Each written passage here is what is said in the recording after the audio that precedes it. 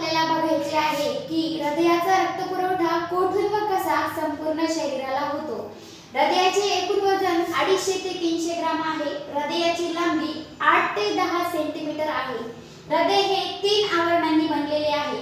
सगळ्यात बाहेरील म्हणजे पेरिकार्डियम, मधला थर म्हणजे मायोकार्डियम आणि सगळ्यात आतील थर म्हणजे एंडोकार्डियम।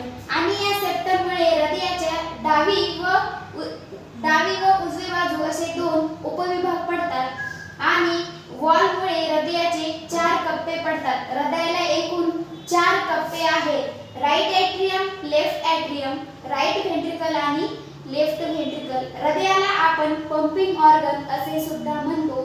तर आपल्या सर्क्युलेटरी सिस्टीमचा सगळ्यात महत्त्वाचा, अतिशय महत्त्वाचा भाग म्हणजे आपले हृदय होय।